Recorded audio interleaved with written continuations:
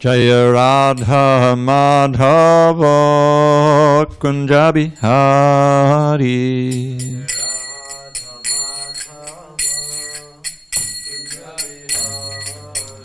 Jaya Radha Madhava Kunja Bihari.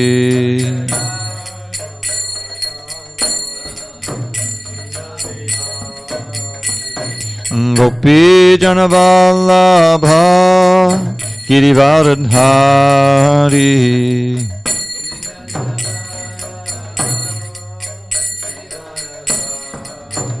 Jaya Gopi Jana Vallabha Girivardhari.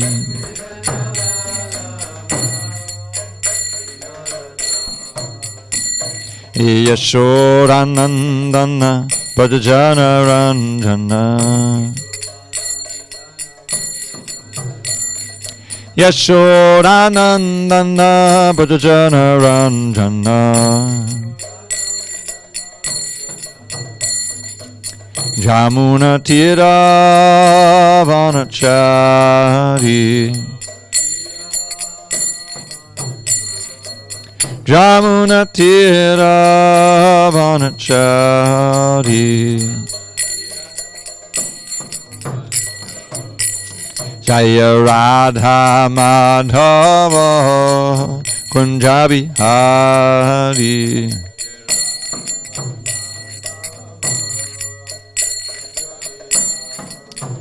Jaya Radha Madhava Kunja Bihari.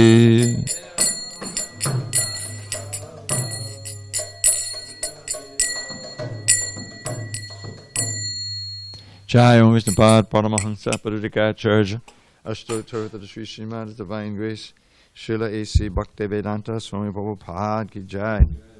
ISKCON BBT founder Acharya Srila Prabhupada Ki Jai. Jai Om Vishnupad Paramahansa Paradikacharya Ashtotar to the Sri Srimad His Divine Grace Srila Bhakti Siddhanta Saraswati Thakur Ki Jai. Ananta Koti Vaishnavini Ki Jai. Namacharya Srila Haridas Thakur Ki Jai. Grantharaj Srimad Bhagavatam Ki Jai. Samaveta Bhaktabinda Ki Jai. All glories to the assembled devotees. All glories to the assembled devotees. All glories to the assembled devotees. All glories to Shri Guru and Gauranga.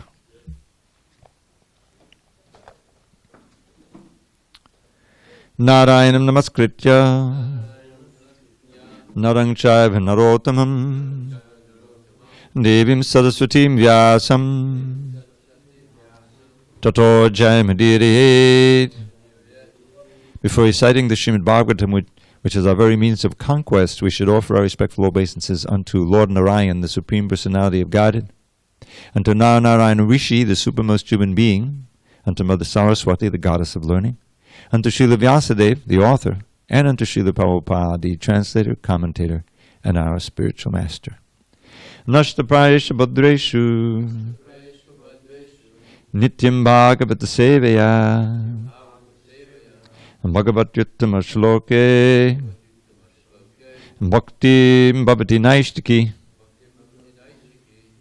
By regular attendance in classes on Srimad Bhagavatam and by rendering devotional service to the pure devotee, all that is inauspicious within the heart is destroyed, almost to nil, and loving devotion to the Supreme Lord, who is glorified in transcendental songs, is established as an irrevocable fact. Om Namo Bhagavate Vasudevaya. Om Namo Bhagavate Vasudevaya. Om Namo Bhagavate Vasudevaya. On this 20th day of April 2020 in SanDiego, we're reading from Srimad Bhagavatam, translation and commentary by His Divine Grace A.C. Bhakti Vedanta Swami Prabhupada. We're in Canto 4, the creation of the fourth order. Chapter 25, the descriptions of the characteristics of King Puranjan. Text number 3. Prachina barhishang chatta karma swasakta manasam narado dhyatma tattvagya Kripalu Pratyabodhayat Prachina Barhisham Chatta Karma Swasaktamanasam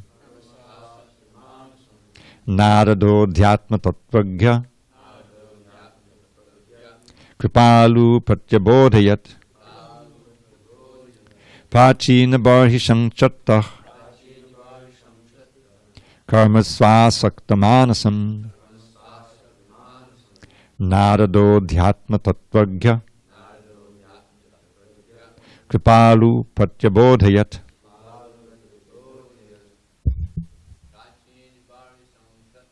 Prachina Barhisham Chatta Karma Swasaktamanasam Narado Dhyatma Tattvagya Kripalu Pratyabodhayat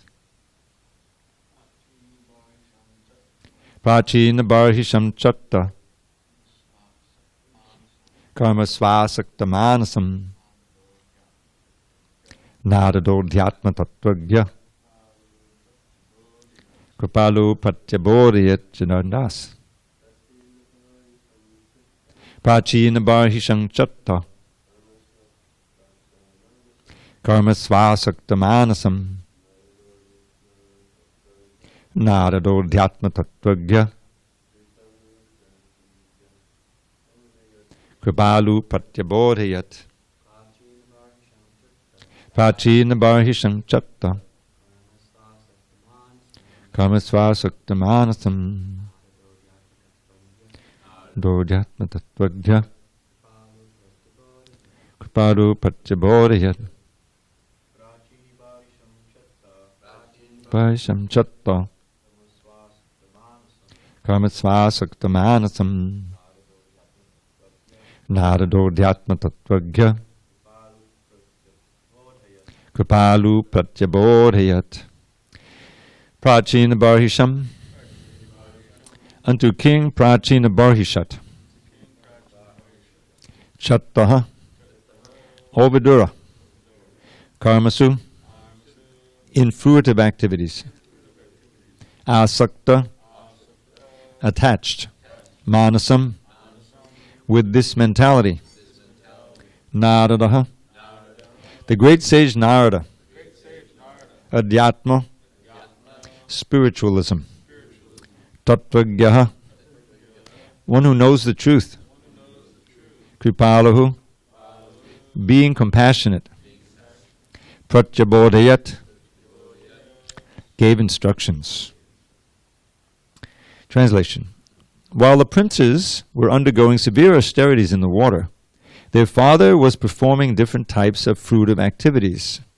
At this time, the great saint Narada, master and teacher of all spiritual life, became very compassionate upon the king and decided to instruct him about spiritual life.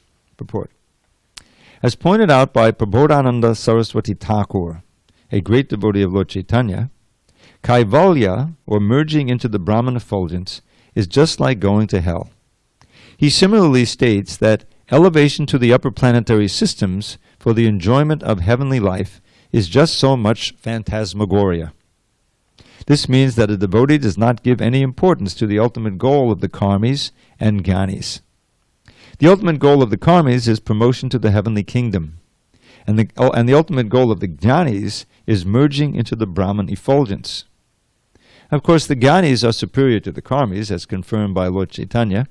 Koti karmanishta madhye eka jnani shrestha.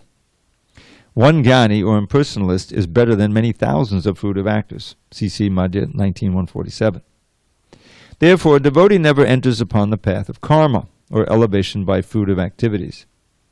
Narada Muni took compassion upon King Prachina Barhishat when he saw the king engaged in fruitive activity. In comparison to mundane workers, those who are trying to be elevated to the higher planetary systems by performing yagas are undoubtedly superior. In pure devotional service, however, both karma and jnana are considered bewildering features of the illusory energy. Om jnana timarandasya jnananjana shalakaya chakshu unmilatam mena tasmai shri gurave namaha.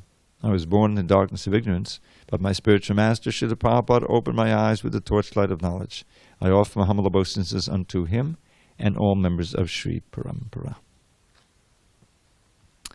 So Narada Muni, you may notice that he's very prominent in this Srimad Bhagavatam. In every canto, he appears and he gives his instructions. And he's an empowered Shaktivesh avatar of Krishna. And Shaktivesh means invested with certain power. And there's different kinds of Shaktivesh avatars. For instance, we heard about Maharaj Prithu. He's certainly Shaktivesh. He had the Pala Shakti.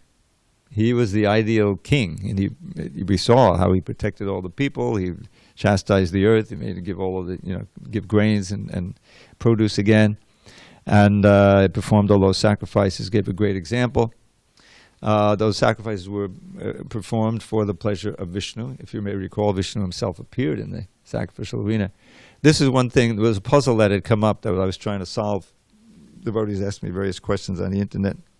We know that there's 9 processes of devotional service. And most of you know that: Shravanam, Kirtanam, Vishnu Smaranam, hearing, chanting, remembering, etc.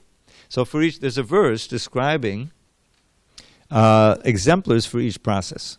For instance, for Shravanam, who? King Purigat. You heard the Bhagavatam, 7 days.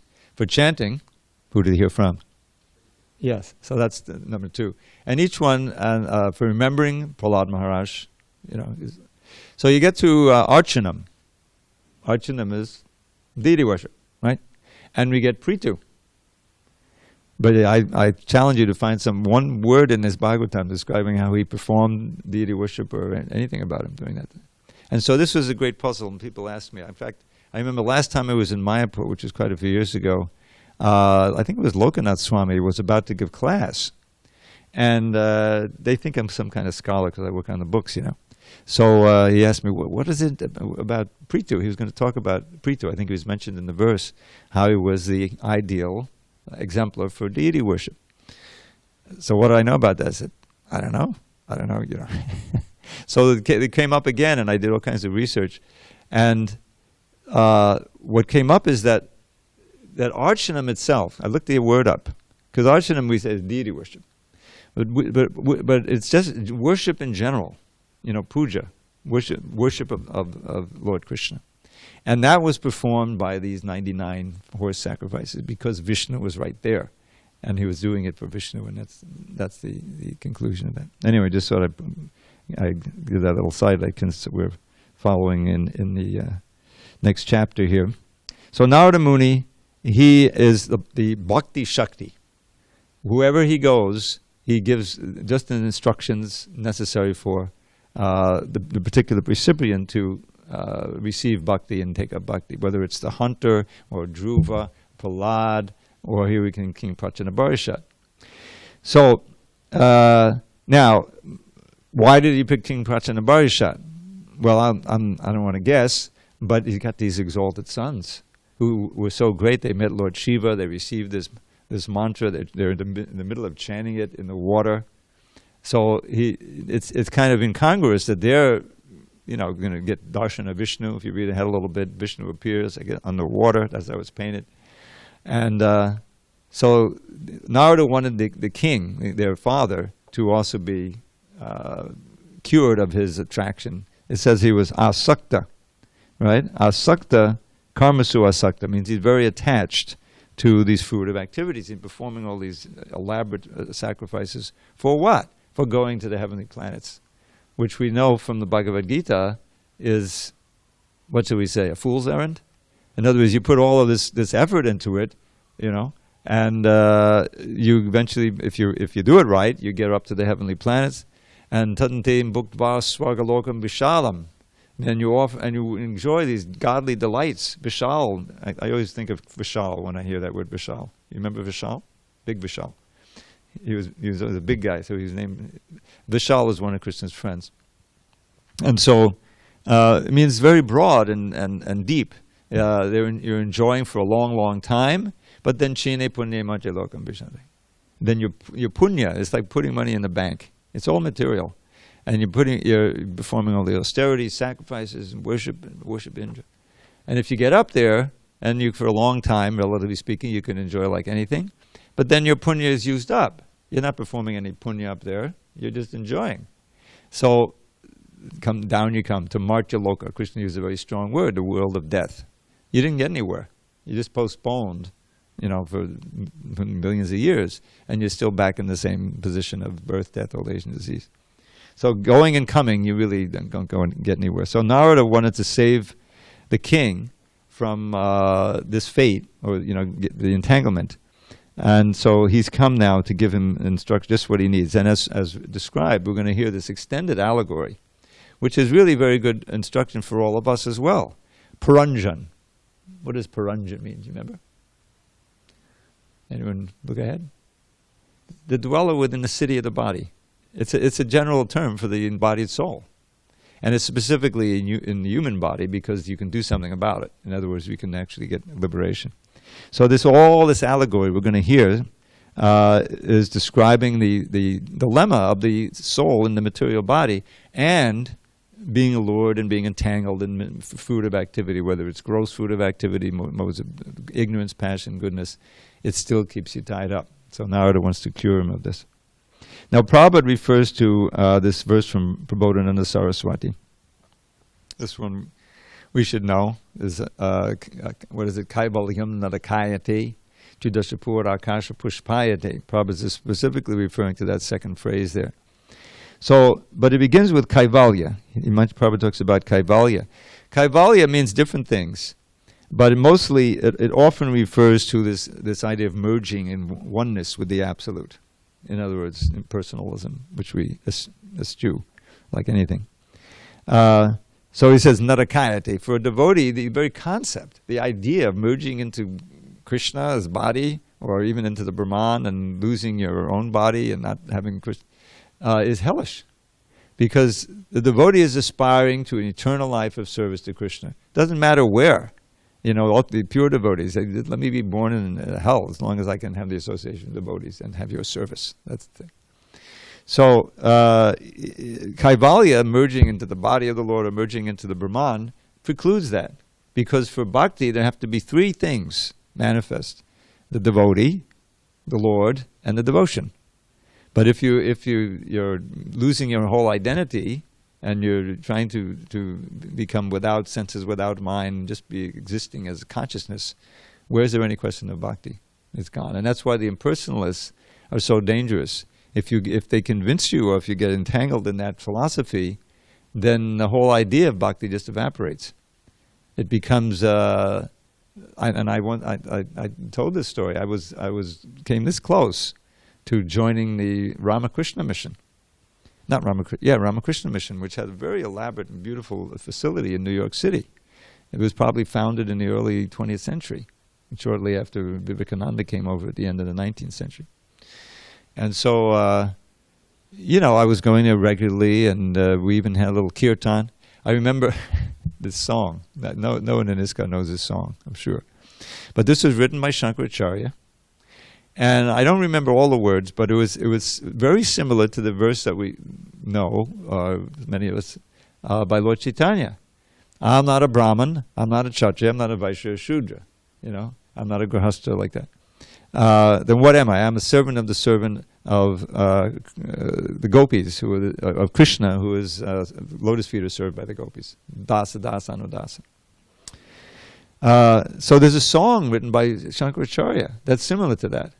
I'm not a Kshatriya, I'm not a Vaishya, I'm not a Shudra, I'm just pure spirit. Aham Brahmasmi. That's as far as he gets. So my total speculation, and forgive me, is that this song was current, and Lord Chaitanya was fighting the Mayavadis left and right, that song was there, and Lord Chaitanya wrote that verse as an answer to that song.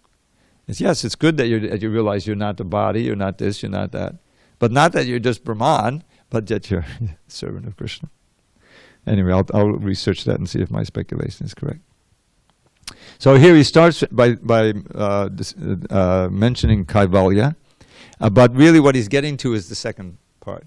Kaivalya Chidashapur Akasha Pushpayate. Now, what is the Akasha Pushpa? Balaram, you've heard this one before? The sky flower. Sky flower is something that doesn't exist, right? But people may believe in it, and they try to acquire it, but it doesn't exist. Which means that, and what is he saying is like a sky flower for a devotee, Tridashapur. Tridashapur refers to the 33 million demigods and their planets. In other words, all of the wonderful description of the heavenly worlds which you find in the different Vedas. Some of it's in the Bhagavatam. Going there and entering there and enjoying that, it's as unreal and unappealing as a sky flower. In other words, it's just imaginary. And Prabhupada says, he similarly states, the elevation to the upper planetary systems for the enjoyment of heavenly life is just so much phantasmagoria. So it's real, but like everything else in the material world, it's temporary, and therefore it cannot satisfy the hankering of the soul for eternal happiness and eternal place and getting back to your home, back to Godhead.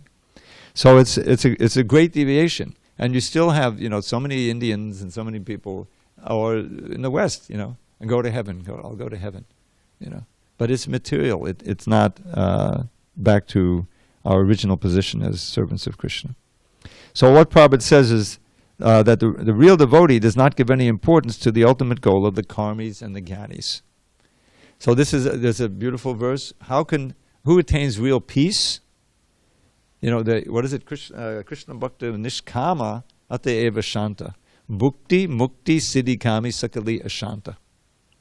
So the devotees have real peace because they're Nishkama. They have absolutely no material desire. You see? They're simply desiring Krishna. A perfect example is Prahlad. He was peaceful even in the greatest difficulty in the world, being attacked by his father. Because he was completely fixed on Krishna. He's the ideal for remembering the Lord. Totally absorbed and totally protected. Whereas Bhukti Mukti Siddhi Kami, this covers everybody else. There's like 4 categories of people in the world. And this is Lord Chaitanya's verse. So there's the Bhukti Kamis, vast majority of people, who is after some variety, each may have their own variety of gross and subtle material pleasure.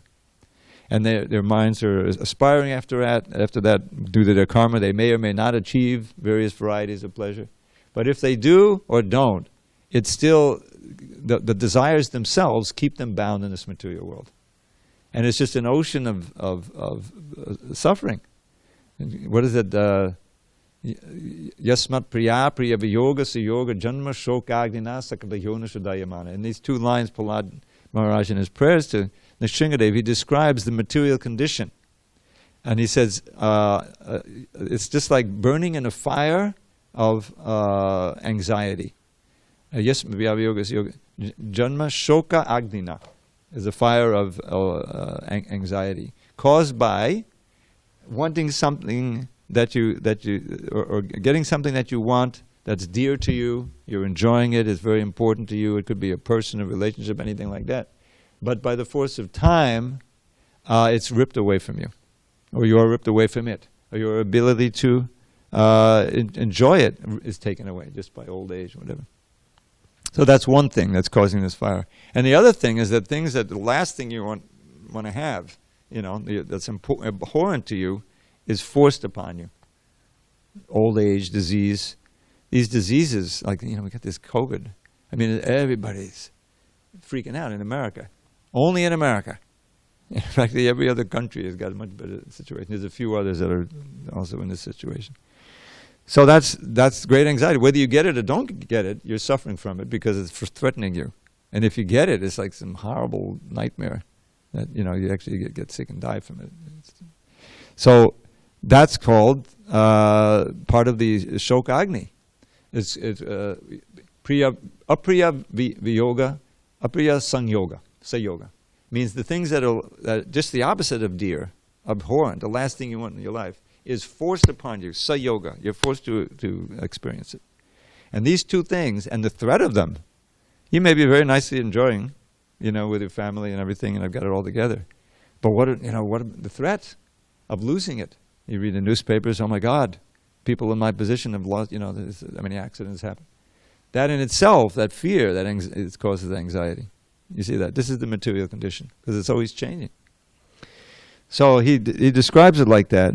So therefore, you would want peace. But you can't have peace if you're desiring either some material pleasure, going to heaven or enjoying on this land, or you're desiring the stoppage of all of that. That's mukti kami, you see. And then there's also these yogis who, they perform severe austerities. They're giving up ordinary material pleasure, but they want those siddhis. You get the siddhis. Now I can fly. Now I can control people's minds. I can get whatever I want. In other words, the heart is not purified. There's that beautiful verse in the Bhagavad Gita, which you know this one, Vijay. We can chant it together. Vishayavane vartante nidaharasya dehinaha rasabhajam masopyasya padam drishvana vartate. So Vishayavane vartante means that you can give up the object of the senses for some time by force of will. Nidaharasya means not consuming them. Not each sense has its own object you consume, kind of. Dehina, the embodied soul. But rasabharjam, the desire is still there, deep in the heart. Rasabharjam. But rasopyasya padam drishta. But even the rasa, the desire, is removed. Padam drishta. When this is shorthand for meaning seeing, experiencing the Supreme Personality of God and your relationship with Him. It's shorthand for that. In other words, the more you progress in actual bhakti yoga and advancement in relishing Krishna consciousness, the actual taste or the desire for these things, including mukti, goes. Including mukti. That's why the great devotees are, I don't care, Lord Chaitanya. Janmani Janmanishware. Birth after birth. As long as I can have this unmotivated, uninterrupted devotional service to you. That's what we're hankering for. So that's the devotees we abjure, or we reject, both the goal of the karmis, but not in this world, obviously, but even this aspiration for enjoying after death. Yesterday I gave a little class for the devotees, my friends in Scarborough, which is a suburb of Toronto. I'm sorry, that's why I forgot. I forgot I had 2 classes yesterday. But anyway, I came a little late. So we studied this thing called the Sadhu Sangashtaka, which I think I've shared with most of you before. There's 8 verses at the beginning of Kapila Dev's teachings to his mother in the 25th chapter, 3rd canto, beginning of text 20. And he's talking there how we're tightly bound. Prasangam majaram pashamatmana kabayo vidu. That the soul is bound. Prasanga means very tight attachments.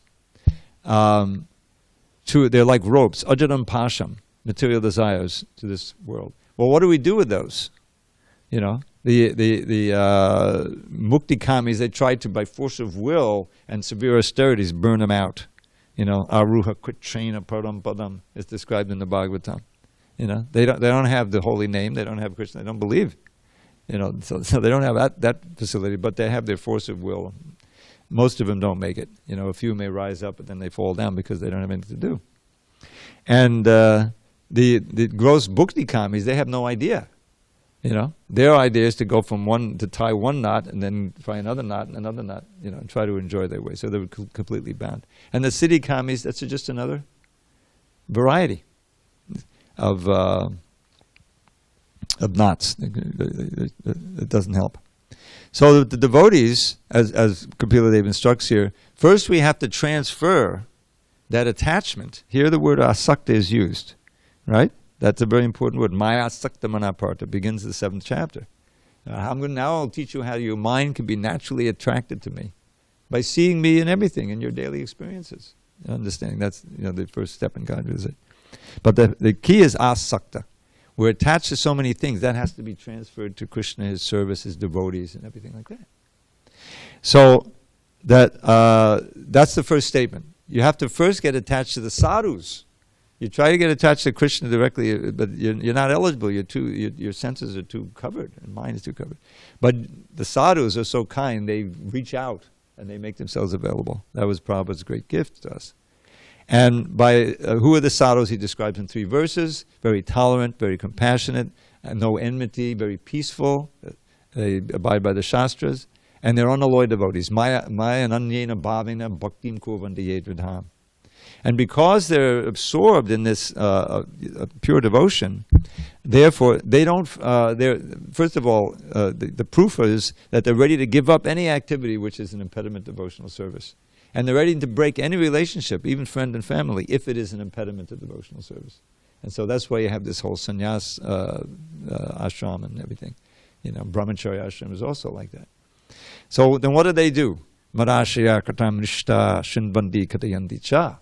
They're hearing and chanting. This is about that. My marashya means, in this case, sound vibrations that have taken shelter of me, that relate to me. It's a metaphor. Katam rishta, which are very attractive. And because they're absorbed in meditating on me, chiefly through sound vibration, the threefold miseries don't bother them so much. Their minds have gone to me. You see? So this is the Krishna conscious movement. So Narada Muni has come to turn this great attachment of King Prachanabharishat from this idea of going to the heavenly planets. Now in this as he proceeds, I won't go through this whole Sadhu Sangashtika, but at a certain point, after the famous verse, Satam prasangan mamavirya samvido bhavanti ritkana rasayana kata, that in the association of these sadhus, what's going to happen? You're going to hear about Krishna. This is Krishna speaking in the form of Kapila Dev. Satam prasangan. Now notice the word, I noticed this, the word prasanga is used in this verse as well as at the beginning of it. Prasanga can mean the very strong attachments that we have to this world. And prasanga is also used to describe the way in which you should associate with the sadhus. In other words, intensely, meaningfully, with your ears completely open and your heart completely open to receive the message. So, what do you hear? Mama virya samvido. Conversations, vibrations about my powerful activities, Kapila Dev speaking. In other words, you hear about Krishna's form, name, form, qualities, pastimes, like that. And that acts like a life-giving elixir. Ritkana rasayana. Rasayana is something you drink that brings you back to life, And it's just nectar for the ear and for the heart. Ritkana rasayana kata. And following this simple process of yoga, you don't have to go to the Himalayas, you don't have to perform severe austerities, you just come into the association of devotees and you hear. You open your heart, ardent hearing, submissive, all reception, Prabhupada called it. And what happens? So you'll hear vibrations about me, and this is a Tadjoshanat Ashu, quickly on this path of liberation. Liberation is a good preliminary motivation, as I explained. Apavargavartmani, Shraddha, Ratir, Bhaktu Anukramishati. Step by step, you'll deepen your faith. You deepen your faith, and then your attraction to Krishna will awaken, Ratim, and Bhakti, ultimately you'll attain pure devotional service. Now, in the next verse, this is why I brought it up, because he refers to this heavenly planet thing. He says, Bhaktyapaman mad rachanano chintaya. No, I'm sorry. Bhaktyapaman jata varaga aindriya dristashaman mad rachanano chintaya. That Bhaktyapaman jata, by this bhakti, naturally there awakens the vairagya.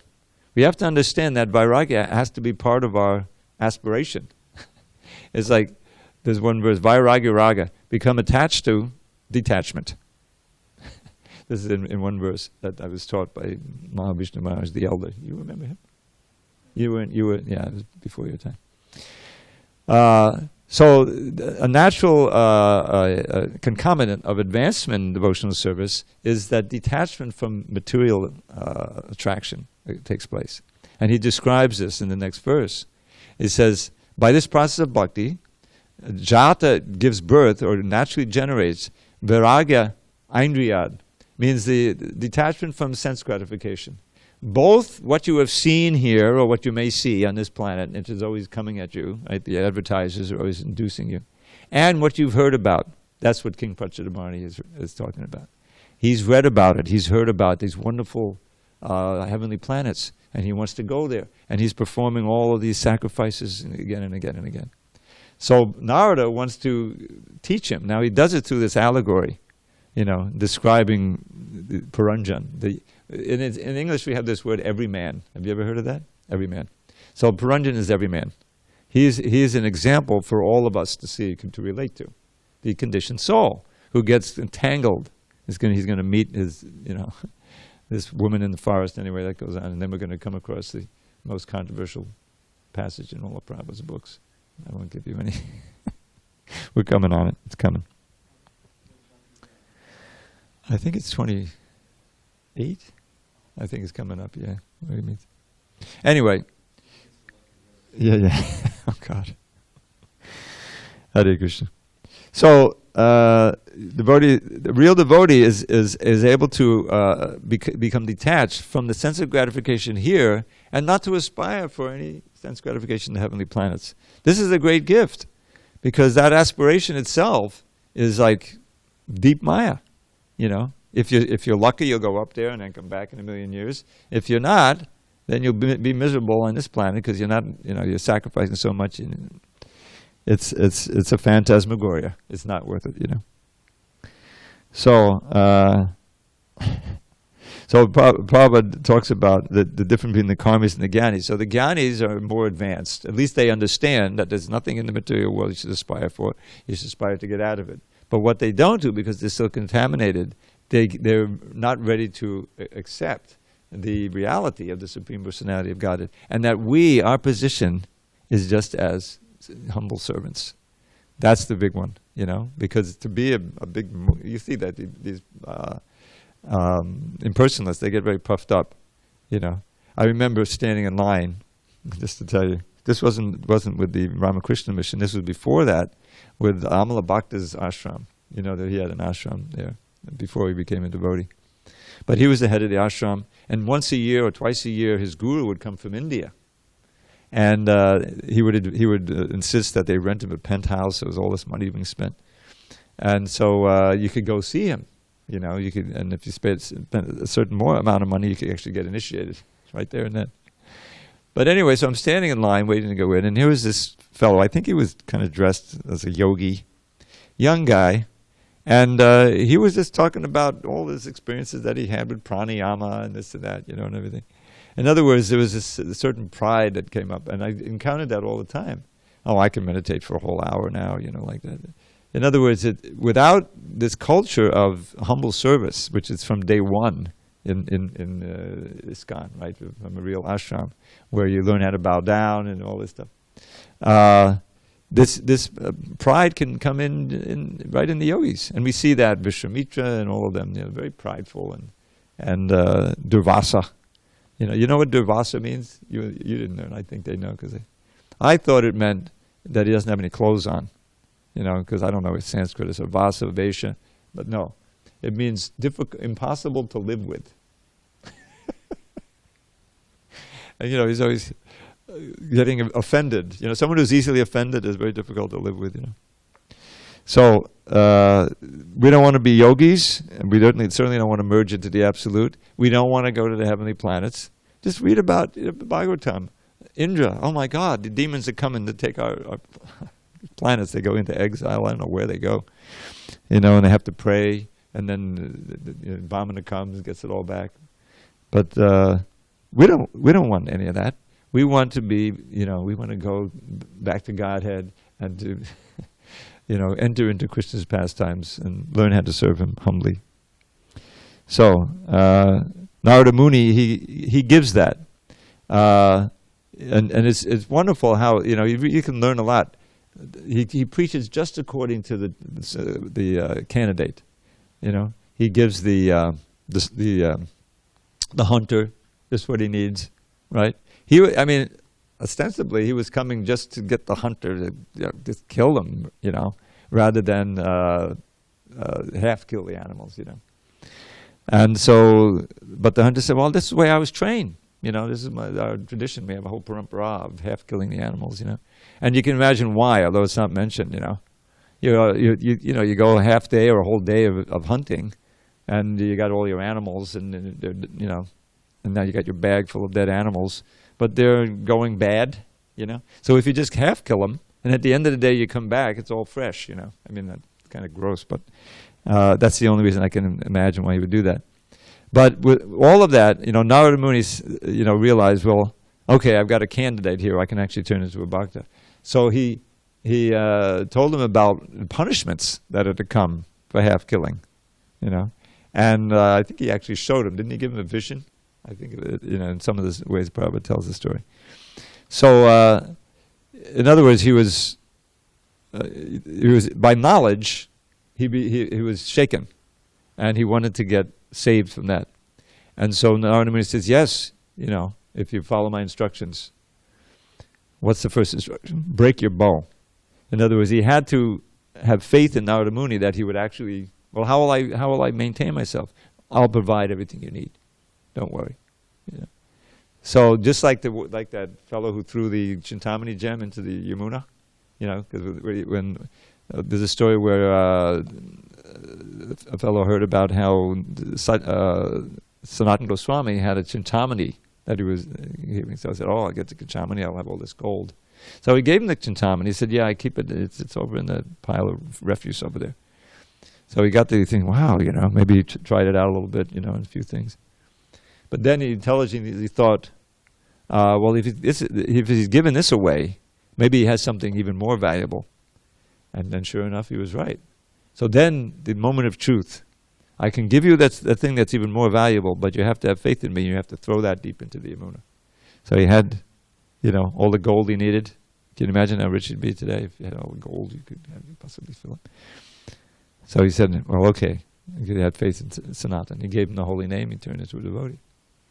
So the same thing happened with the hunter. He broke his bow, had faith in Narada. Narada gave him, told him about bhakti. So, okay, you just do this, do this, do this. You sell whatever you have, and then you retire, and I'll provide everything.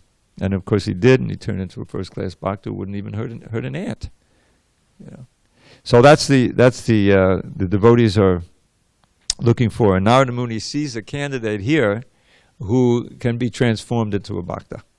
And he's going to tell him this long allegory describing, Puranjan himself.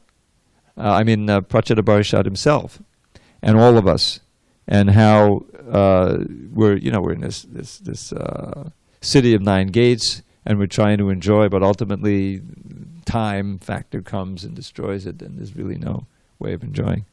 And there's one, I remember proofreading this whole thing, the whole canto. And there's one amazing, at the end of this whole, it'll take us a while to get to it.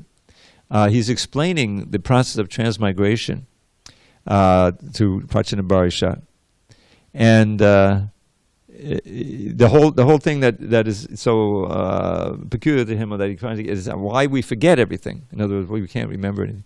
So in there, there's a description, and Prabhupada gives it in the purport, how the realized souls, they can access all those memories in the subconscious. I don't think Prabhupada calls it subconscious, but that's what he's talking about, which is just inconceivable. I've heard, long and long ago, how the Buddhists, they go back. What did I just think of? They try to unwind, and in this way they try to get into past life remembrances, But here Prabhupada says that in pure state, completely pure and tranquil mind, mode of pure goodness, you can actually access, and you're ready for that.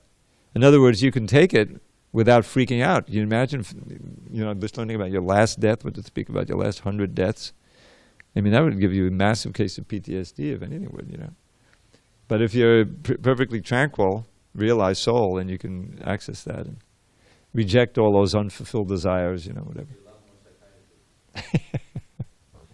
The psychiatrists themselves would go crazy. Actually, that's true, They have a higher rate of mental illness. Sangha sanjayate kama. By associating with all of these disturbed people, they get disturbed too. I know. I knew that a long time ago. Okay, so I'll read this translation again. Narada Muni's come. While the princes were undergoing severe austerities in the water, their father was performing different types of fruitive activities. At this time, the great saint Narada, master and teacher of all spiritual life, became very compassionate upon the king and decided to instruct him about spiritual life. Any discussion? Comments? Thank you. I'm wondering, you mentioned at the beginning, King Prithu, Archanam, but Archanam, the word Archanam, so that doesn't refer it's to... Puja. Prithu Pujate. Oh. Which is... Yeah. In the 9 processes, archanam, Yeah. but in the verse, the word is pujate, which is taken to be Puja. synonymous. Yeah. But then in that verse in 9 processes, still the word is used archanam, but it somehow it works for Well, Prithvi also. archanam, look it up in the dictionary. It doesn't It doesn't refer to just deity. mean deity worship. Okay. It means worship of the Lord. Okay. So it's not, so archa vigraha, it's not, Well, archa vigraha refers to the deity, that, Mhm. form that we worship here. but the archa itself doesn't necessarily have to mean. It doesn't have to Deity mean form. deity worship. It can Okay. mean ardent worship of the Lord personally, which is what Prithu did, or in the mind, I guess. I don't know. But it's a broader definition than just what we usually give it. Okay. Another thing, I'm not sure if there's much to say on this, but it kind of, I'm always curious when there's these words where there's a apostrophe, they drop the short A at the beginning of the word, because it seems like that makes it impossible to know what the word is, unless there's some way of pronouncing that, but I don't think there is in the Devanagari, so...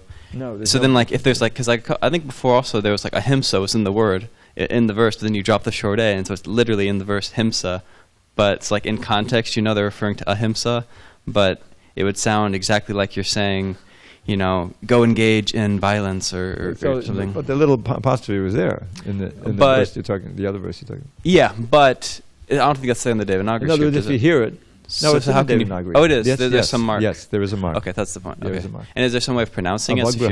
No, it's not pronounced. You have to. Because know how the did context. There's the context. You just totally need to know the context. If you're going from word to mouth, or from. Well, the hard part is where you just hear. Yeah, because if you're just Because hearing you it don't hear for so anything. many generations, Yeah. there's no. Okay. It's I mean, come on. In English, there's so many irregularities in pronunciation, everything. It's like if you don't know what's going on, it's like confusing. Prabhupada gives that. He says, "What kind of language?" Basically, he's saying this. What kind of language is this? He's a conversation. Yeah. It says put and but. Mm-hmm. The same spelling, but it's pronounced differently. Mhm. You won't find that in Sanskrit. Mm-hmm. Everything is very precise, and that's why in Bengali transliterations there's a bit of a problem, because it doesn't always. It's not phonetic. You'll have ay is pronounced oi, but it's spelled ay. So you have to know. That's why you need Ramapati around to tell us exactly. Sorry, the very last thing. It's Yeah, also not so important, but why? How did you find out that Dravasa means? Like, where does it? How do you find out that Dravasa means difficult to live Who with? was giving class? It was some months ago. I forget, but it was it was from somebody who knew Sanskrit, and tell me that. It was here. It was here. It was here. It's been a while since we had any guest speakers. Mukunda Dutt. It wasn't Mukunda Dutt.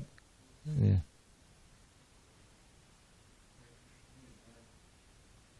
Press it hard. Here, take this one.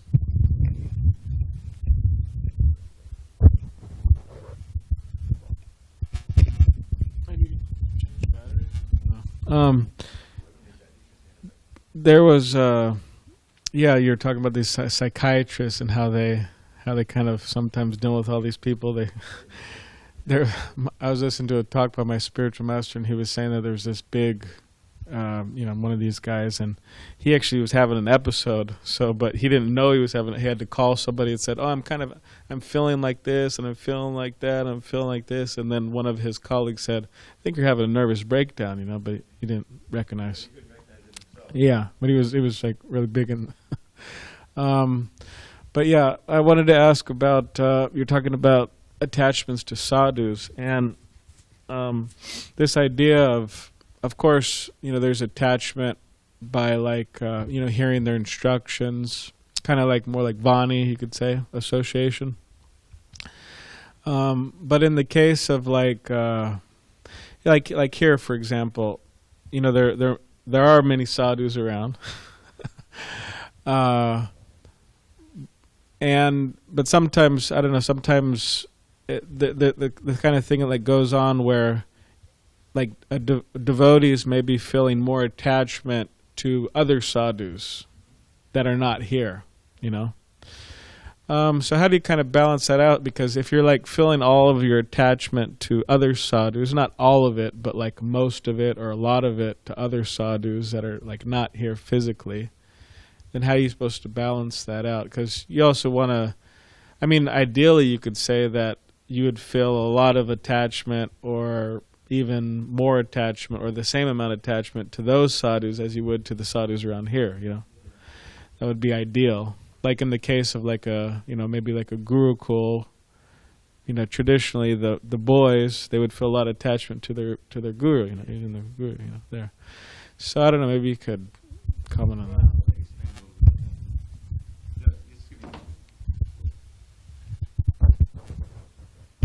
So we should always recall, that line in the song we sing every day, Shri Guru Charana Rati Aise Uttamagati. Now, first of all, the word gati, which kind of intuitively means goal, same word. But it also means the means to the goal. And it means the same thing in the Guru Vashtaka that we sing. Yasya prasadat bhagavad prasadat yasya prasadan nagati kutopi. You see? Without the mercy of the Guru, there's no means of advancement. Right? That's what that means. To the ultimate goal. So gati means both goal and the means to the goal. So what is the supreme means to the goal of pure bhakti? Shri Guru Charanarati, attachment to the lotus feet of the Guru. So it's important to, the first chapter of the CC, I think everyone should read it. It's all about the gurus. Not the guru, but the gurus.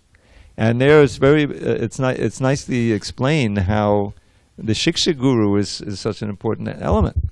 And even it says there's no difference and one should worship them equally and so forth. Now that tradition is not really established in the same strength everywhere in ISKCON. But the idea is that if someone is really pure and giving you instruction and caring for your spiritual life, then they may or may not be a Diksha Guru. We have that in our own line. With Bhaktivinoda Thakur, historically, he took initiation from Vipini Vihari Goswami. Most devotees in ISKCON don't even know that name. And there's a reason for that. Because after he was praying for a guru, and he mentions how he found him, I think in the CC, both the CC and in the commentary and his Chaitanya Bhagavat, his long letter. There's a long autobiographical letter that he wrote to his son, not Bhaktisiddhanta, but Lalit Prasad, which is fascinating. I think it's in the database, but it's available. And he mentions Vipini Vihari Goswami like that. But he got most of his shiksha and inspiration from Jagannath Das Babaji. He's on the altar, And so there's a difference there. But it's not that he disrespected Vipini Vihari. He never rejected him. Even though Vipini Vihari had a difference of opinion over where the actual Yoga Pit was. That was a big thing. There's a whole history to it. But the point is that he revered so much, Jagannath Das Babaji, and as you know, many of you know the relationship they had in Navadvip and the Yoga Pit and in other ways. So there can be a difference in emphasis, but the respect has to be offered to if someone is really a sadhu and is giving instruction. Now, what is the meaning of this phrase? Shri Guru Chanarati Ese Uttamagati. Well, the spiritual master who's giving you so much instruction and orders to do this, don't do this, do this, don't do that. So if you really have love for them, then you'll surrender to that. Surrender means that often means to do things that you really don't want to do, but you do them anyway because out of love and affection for the Guru. And you can see that Prabhupada ran the movement that way.